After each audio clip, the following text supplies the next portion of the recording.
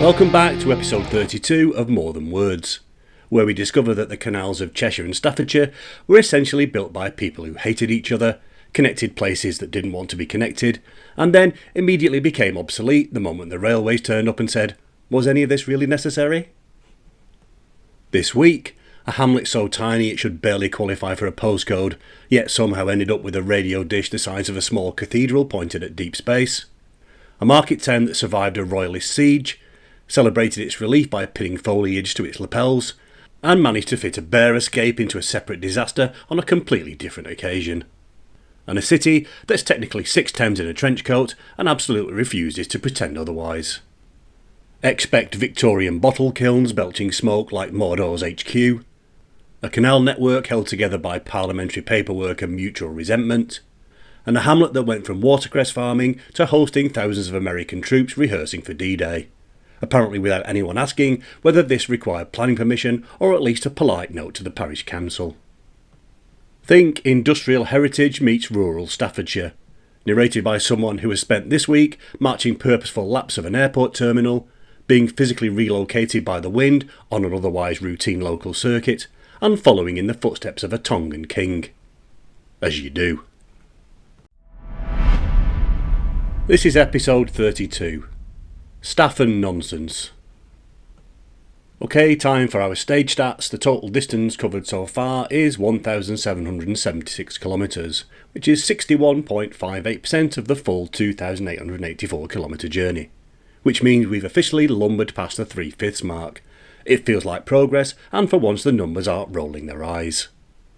The time taken in real life was from the 2nd to the 9th of February 2026. 8 days, 55.5 kilometres, and a training regime consisting mainly of airport concourses, gale force loops, and school reunions that counted as cardio. My current position is 1 day ahead of schedule. We've shed another half day somewhere, possibly in a Hebden Bridge wine bar, possibly in a curry house, possibly face down in a headwind on a Lancashire pavement.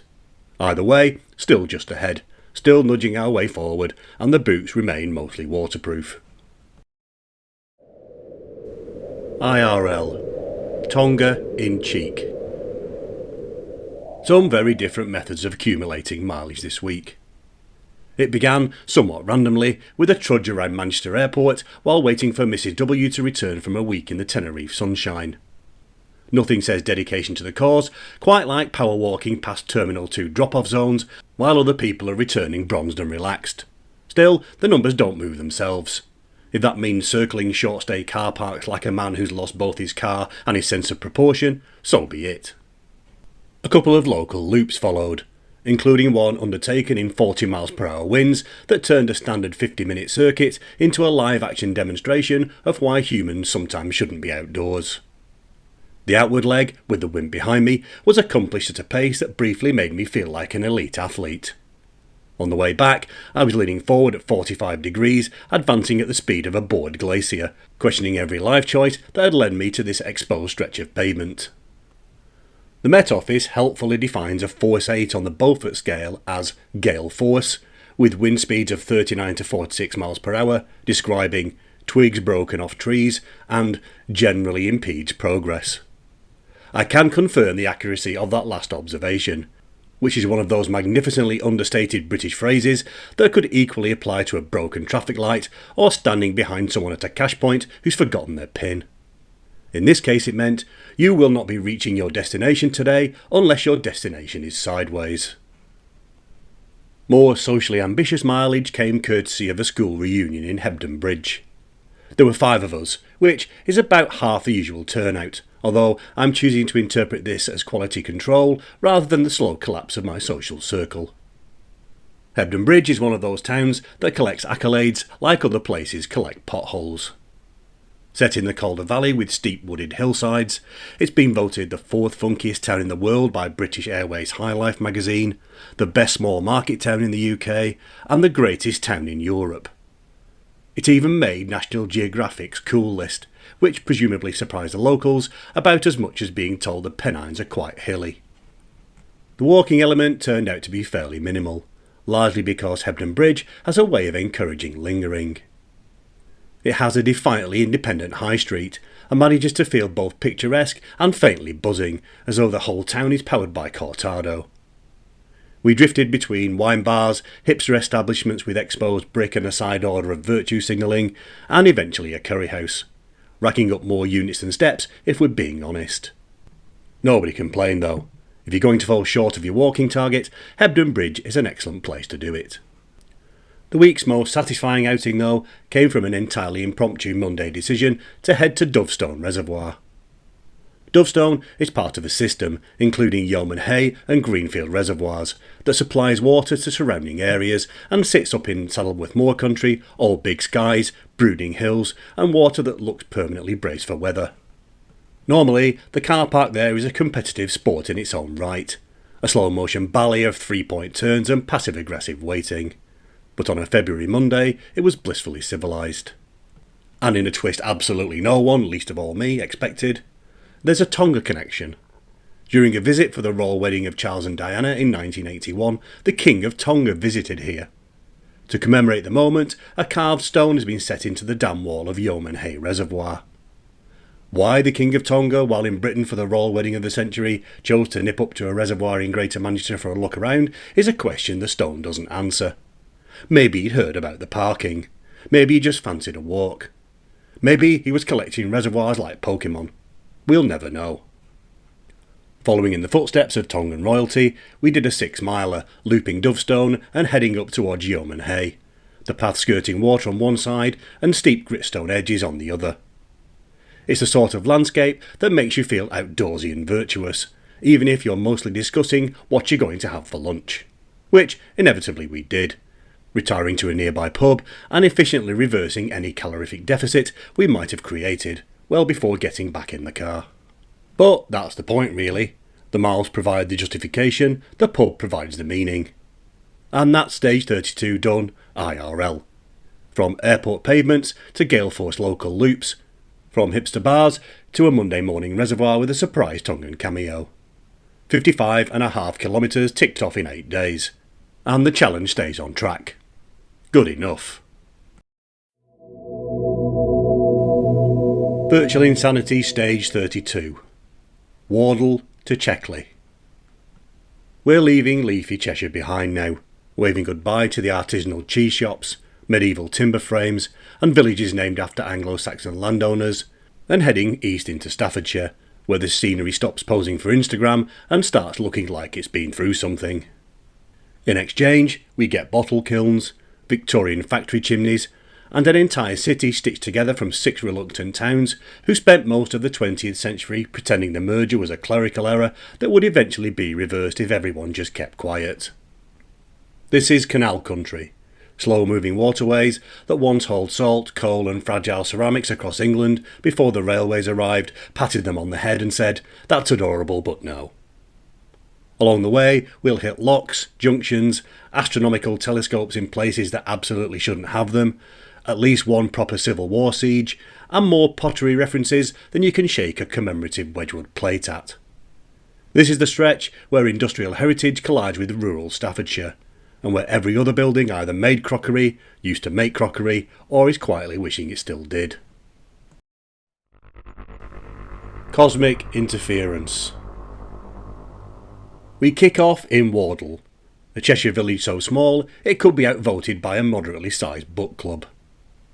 Its population hovers around 250, and it sits beside the Shropshire Union Canal with the quiet unblinking confidence of a place that has absolutely no intention of doing anything dramatic ever. Wardle's parish boundary is one of those classic English shapes that looks like it was drawn by someone who'd never seen a map before but was absolutely brimming with confidence. It loops around fields, slices through farmyards, and generally behaves like a toddler let loose with a crayon and no adult supervision. There is a reason for this, because of course there is. Parish boundaries were historically set by walking the land and hitting things with sticks, a practice known as beating the bounds, where locals literally wandered the parish perimeter and swatted landmarks to fix the boundary in memory. This was considered perfectly adequate administrative practice for centuries, which tells you everything you need to know about how England ended up with borders that looked like they were negotiated during a mild hallucination. Wardle didn't invent the chaos, but it wears it well.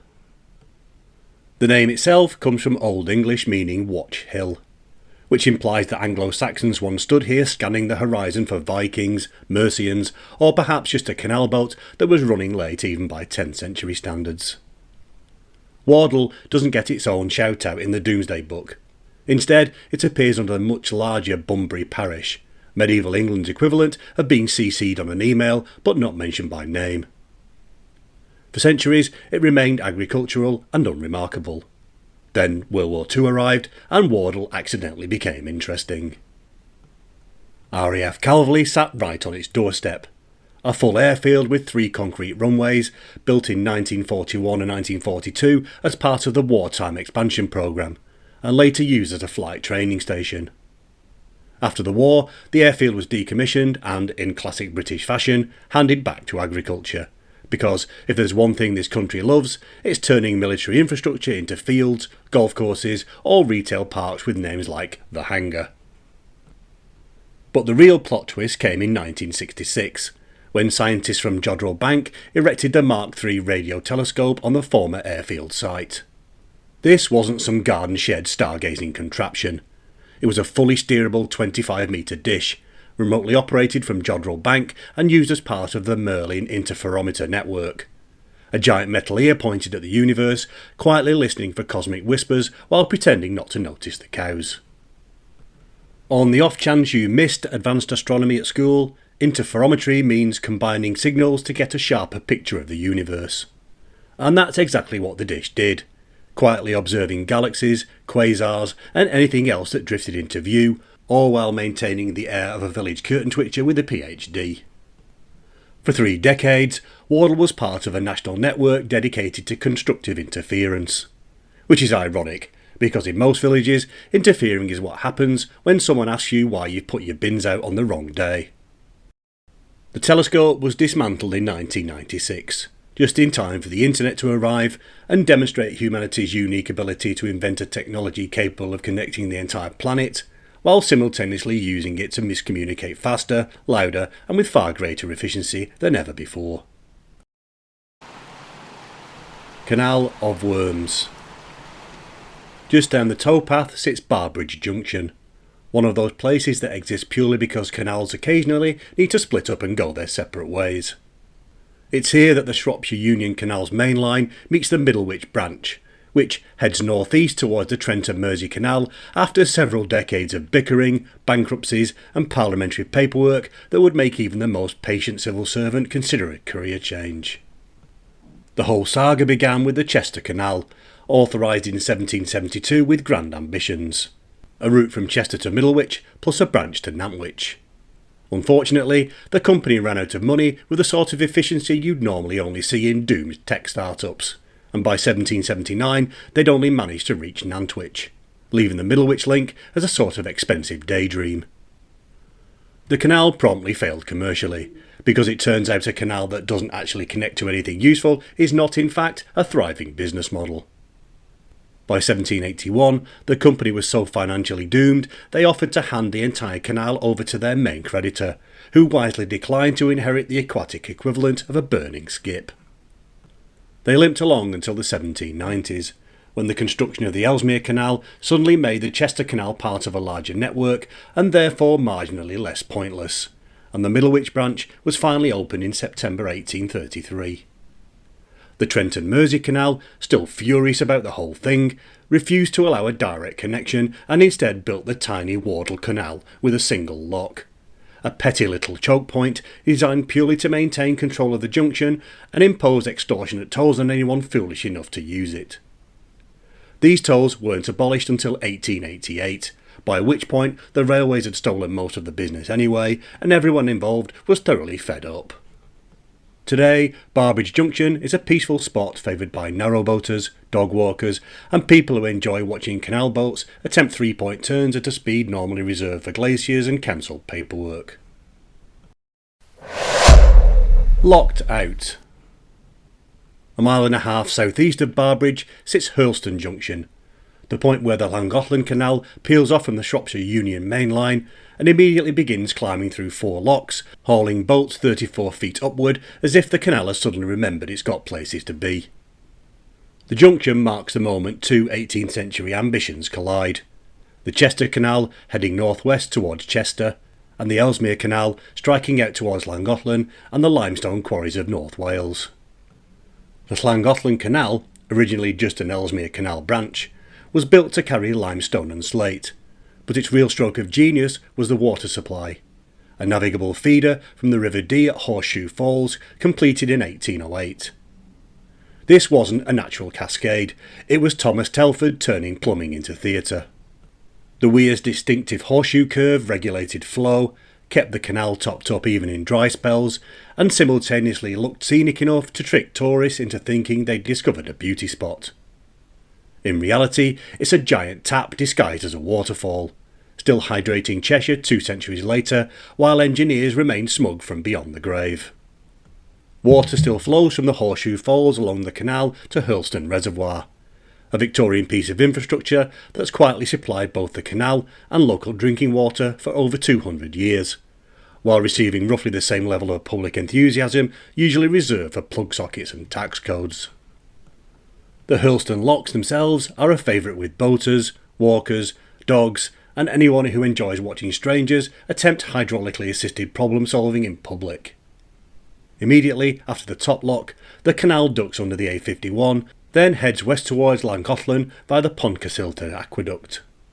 A UNESCO World Heritage structure so spectacular it makes Cheshire look like it's not really trying. Meanwhile, from Hurlstone Junction, the Shropshire Union Main Line heads south towards Nantwich, remaining level for 10.7 miles before hitting the 15-lock Aldlam flight, which is the canal equivalent of a particularly punishing leg day at the gym. Hurlstone even made the news recently.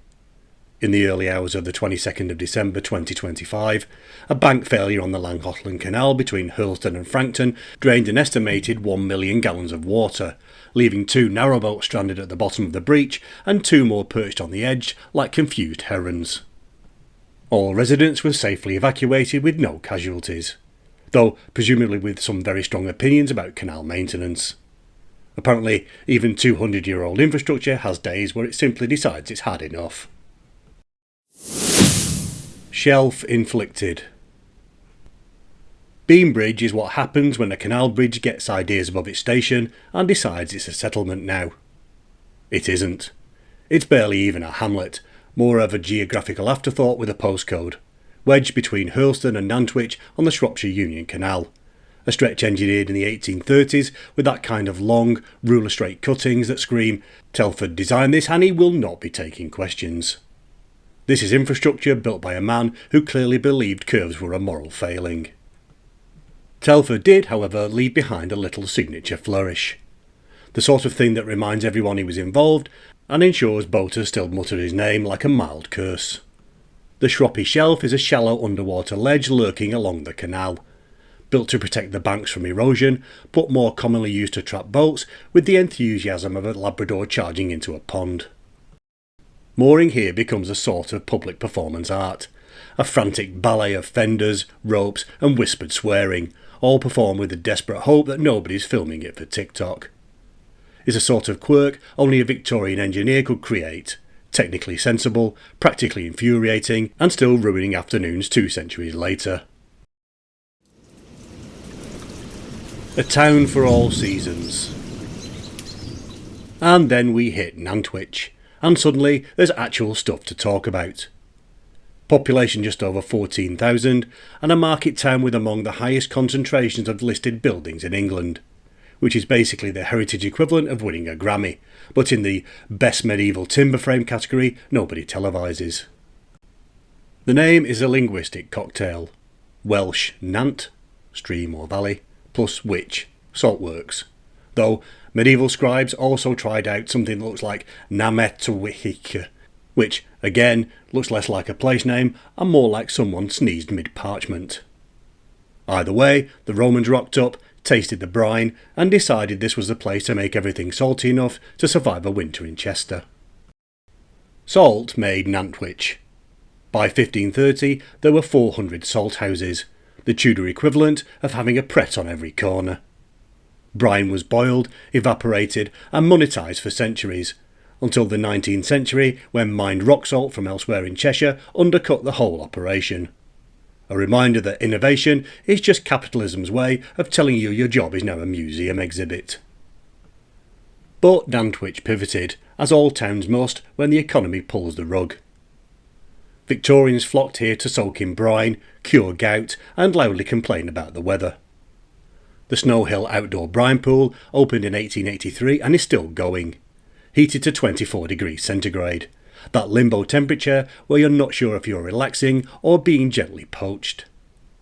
The leather and shoemaking industries thrive too, earning locals the nickname dabbers, which may come from leather curing, glue application or, if there's any justice, a secret history of competitive bingo. Then came the Great Fire of 1583, started by a brewer whose kitchen decided to audition for backdraft.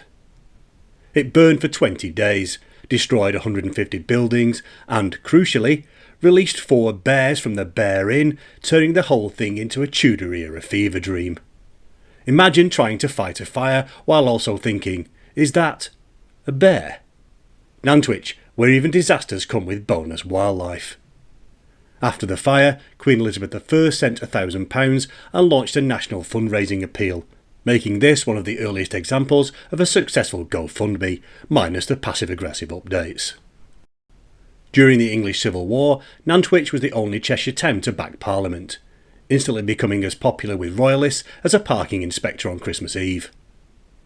The siege was lifted in 1644 by Sir Thomas Fairfax, and the townsfolk celebrated by wearing sprigs of holly, a tradition still marked today as Holly Holy Day, complete with sealed knot reenactments and bells rung in reverse, which is exactly the sort of chaotic energy you'd expect from a place that once had 4 bears on the loose. Modern Nantwich is a lively market town with festivals, independent shops and a church so grand it's nicknamed the Cathedral of South Cheshire. It even has cricket glory. In 2019, Nantwich Cricket Club made it to the ECB National Club Cricket Championship final at Lord's. They didn't win, but reaching Lord's at all puts them miles ahead of most towns, which rarely achieve anything more dramatic than arguing about parking or insisting the parish newsletter is award-winning with a straight face. The Bypass Trilogy, Fellowship of the Ring Road. After Nantwich we swing left onto the Shavington Bypass and into Blakelow, a settlement so small even Google Maps asks if you're sure. It sits just south of Nantwich with a handful of houses, some fields and almost certainly a postbox, which is about the level of infrastructure you need when your population can fit comfortably in a minibus. It's the kind of place that sounds like it should have a manor, a lake and a gift shop selling jam for £7.50, but instead feels like the Cheshire DLC nobody downloaded. Technically there, fully functional, but only accessible if you've completed the main storyline and have a deep personal interest in hedgerows. Then we roll into Shavington, despite the road's very clear attempt to bypass it like a polite but determined escape route. It sits just south of Crewe, close enough to feel the gravitational pull of the railway, but far enough away to insist it has its own identity, thank you very much. Shavington is one of those places where every field is either a housing estate or a planning application in waiting. A landscape evolving so quickly, even the cows look like they're waiting for the next consultation leaflet. Shavington sits in the civil parish of Shavington-cum-Gresty, which sounds like the sort of location where a wizard might plausibly retire. The name helps. Gresty translates to Badger's Path or Wolf's Path, exactly the kind of thing you'd find scribbled in the margins of a fantasy map next to a warning rune. This is further supported when you discover it also contains a constellation of hamlets like Dodd's Bank, Pewsydale, Sugarloaf and Goodall's Corner. Places that sound like side quests you'd be forced to complete before unlocking the bit marked Here Be Dragons. And to complete our triumvirate of settlements where nothing much has happened, is happening, or probably ever will, we arrive in Weston, a place that began as a crossroads and never really felt the need to expand beyond that. Weston is, in many ways, the anti-Shavington. In 2015, when developers tried to turn the Witchwood golf course into housing, residents and councillors united to block the plan, preserving the sanctity of fairways and ensuring golfers could continue suffering in peace. Shavington, meanwhile, would have already approved the blueprints, named the cul-de-sac and sold half the plots before Weston had finished drafting its politely worded objection. And with that, the corridor closes behind us. 3 settlements down, none of them entirely convinced they should have been included. Kiln in the name. Continuing along the A500, we cross the hellscape that is the M6, a concrete stress stream masquerading as infrastructure, slip into Staffordshire, and suddenly everything smells vaguely of clay and coal. After Weston's general refusal to participate in history, Middleport feels like the first place in miles that actually has a backstory. Its claim to fame is Middleport pottery, home of Burley pottery and one of the last working Victorian pot banks in England. The factory was built in 1888 and looks exactly like the sort of place where a BBC period drama would stage a tense argument about kiln temperatures. Inside, they're still producing traditional transferware using techniques that haven't changed since your great-great-grandmother was buying dinner plates and loudly disapproving of the patterns. The process involves engraving copper plates, inking them, transferring the design to tissue paper, and then pressing it onto ceramics before glazing and firing. It's painstaking, labour-intensive, and the sort of craft that's so defiantly old-school you half expect a Victorian foreman to appear and ask why you're not wearing a cravat. The Trent and Mersey Canal runs right past the factory because, in the 18th and 19th centuries, canals and pottery were basically in a codependent relationship. The only reliable way to move fragile ceramics without turning them into commemorative rubble. Middleport itself was laid out as a planned industrial settlement by Burgess and Lee in the late 19th century, complete with workers' housing arranged in neat, obedient rows like a Victorian attempt at urban feng shui. And, unlike much of Stoke-on-Trent, which has spent the last century wrestling with post-industrial decline, Middleport pottery is one of the rare regeneration stories that actually worked. Rescued from near dereliction by the Prince's Regeneration Trust in 2011, restored, reopened and, crucially, not immediately replaced by a Costa, a vape shop and a plaque explaining what used to be there. A view to a kiln. And finally, Stoke-on-Trent. The only city in Britain that begins with a sentence, well, technically it's 6 towns. Burslem, Fenton, Hanley, Longton, Stoke and Tunstall federated in 1910, achieved city status in 1925, and have spent the last century maintaining the polite fiction that they're one big happy family, while quietly keeping a running tally of every civic slight since the Edwardian era. It's less a city and more a municipal flat share, where everyone labels their food and nobody trusts Hanley with the heating. Stoke-on-Trent is the potteries, the industrial heartland that became the world's ceramic capital, producing Wedgwood, Spode, Royal Dalton, Portmeirion, Burley, Moorcroft, and essentially every piece of china your nan has ever displayed behind glass like it's the crown jewels. The region had everything pottery needed: clay, coal, salt and lead, all conveniently located within a few miles of each other, as if it had been specifically designed for ceramics and then politely declined to specialise in anything else. The boom kicked off in the early 18th century, when potter John Asprey began adding heated ground flint to local clay, producing a lighter, cleaner earthenware that didn't look like it had been excavated from a swamp.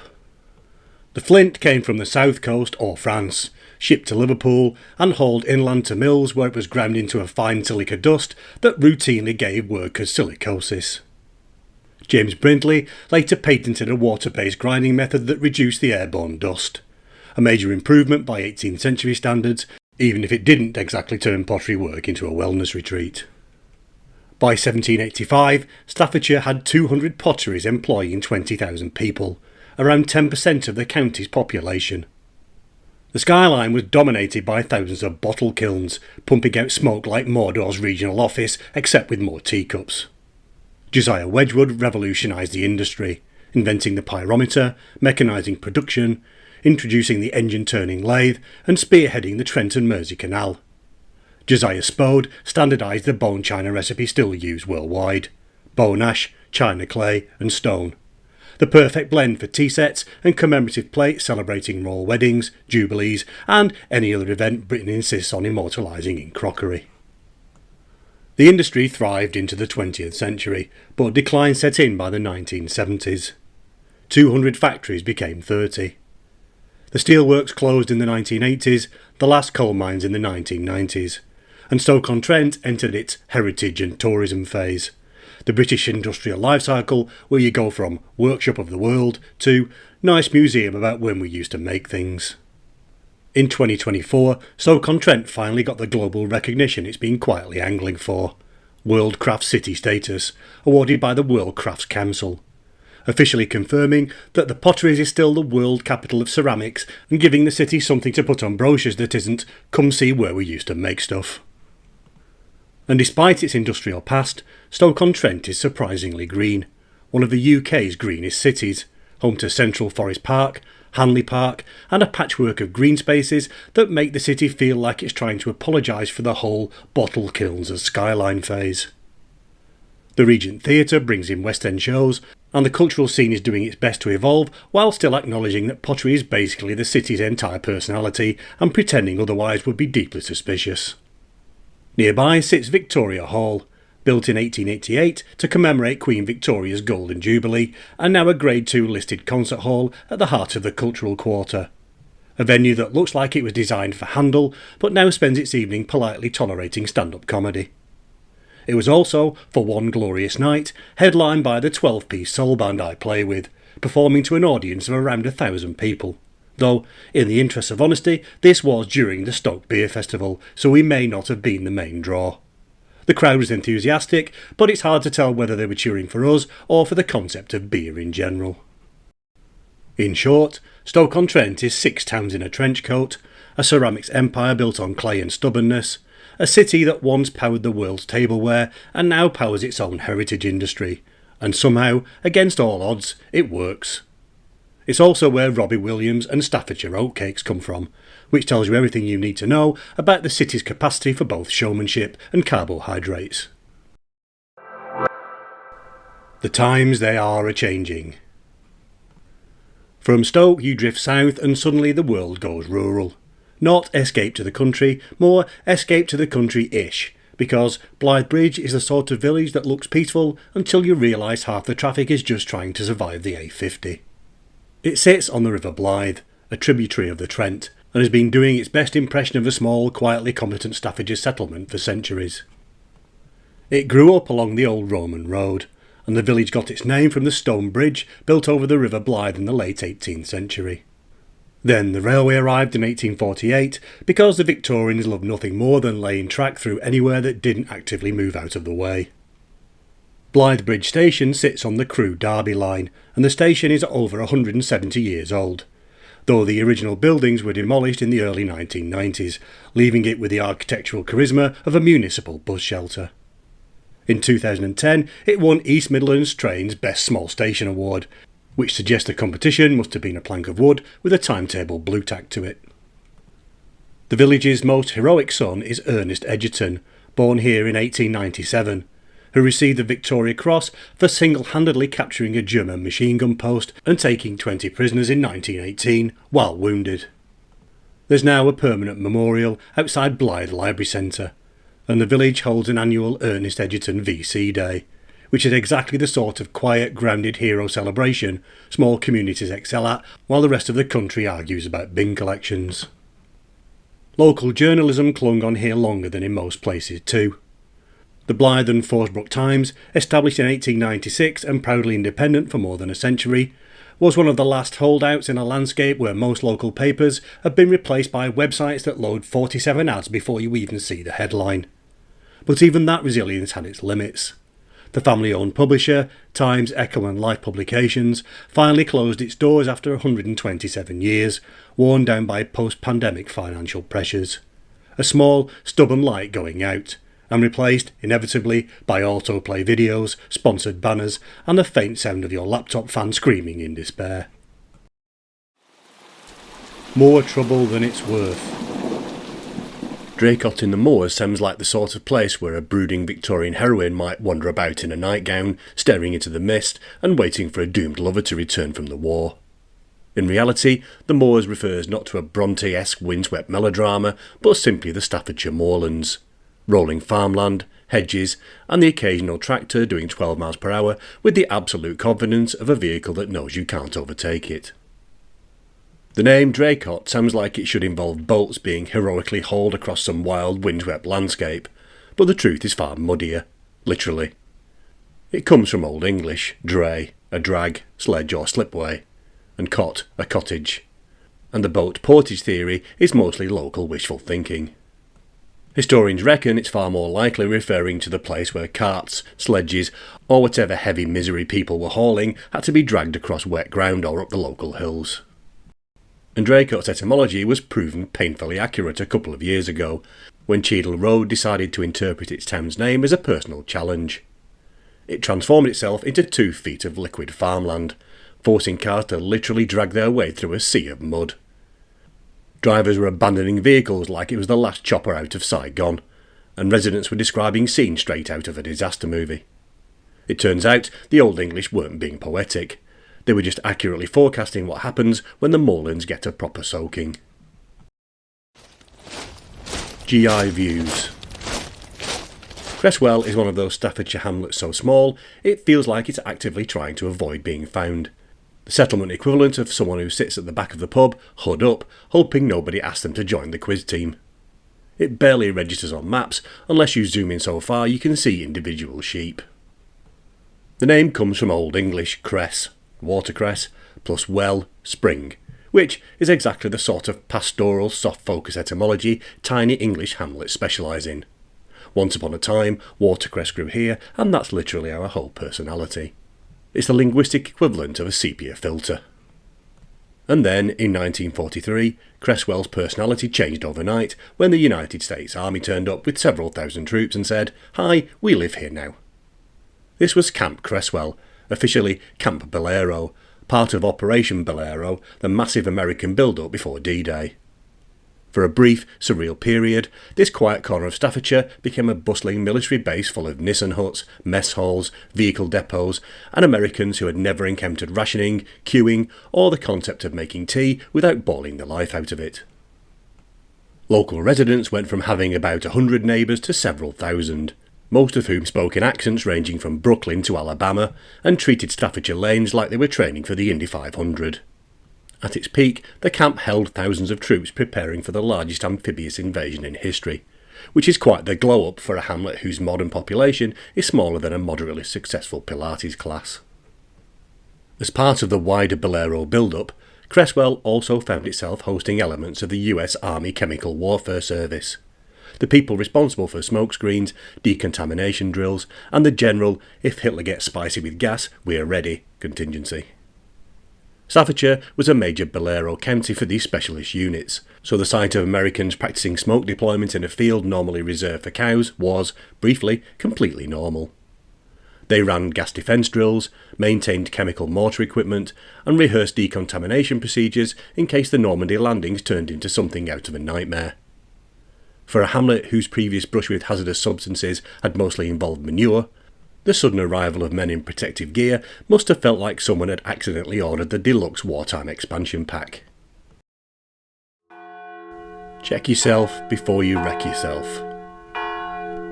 And finally, Checkley, a village of around 1,000 people with a medieval church, some handsome old houses, and absolutely zero pretensions to being anything other than a quiet Staffordshire settlement, where the most dramatic events are parish council disputes and the annual village fete.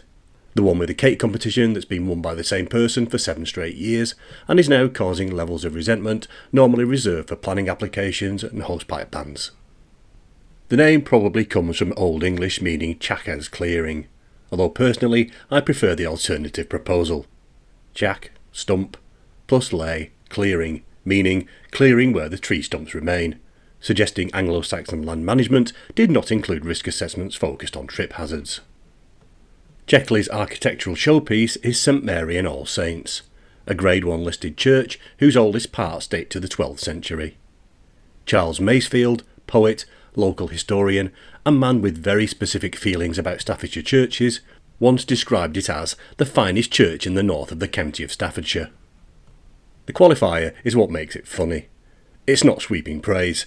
It's the kind of verdict you'd expect from someone running a league table of churches, complete with categories for best nave and most atmospheric gargoyle.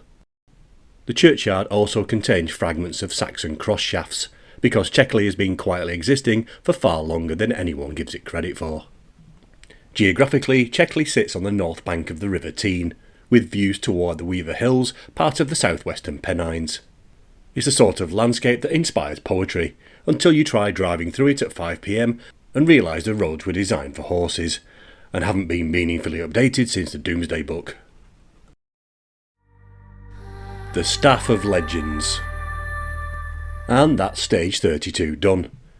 We've threaded our way along canals that took decades to build and about 5 minutes to become obsolete, passed through a town that survived a Civil War siege by wearing holly and endured a fire while bears ran wild through the streets, explored a city made of 6 towns that never quite agreed on whether merging was a good idea, and discovered a tiny hamlet that briefly hosted thousands of American troops rehearsing for the invasion of France. From Cheshire's flat agricultural heartland into Staffordshire's pottery belt and back out into rural moorlands, it's been a journey through industrial heritage, Victorian ambition, and villages so small they barely qualify for postcodes. Exactly as England should be. Quietly fascinating, permanently irritated about historical injustices, obsessively particular about canal maintenance, and absolutely convinced that nothing built today is as good as the things we made ourselves back when industries were proper, feedback was non-existent, and the only survey question was, does it work? To which the answer was usually, sort of, but don't get too close to it. Thanks for listening, and see you next time.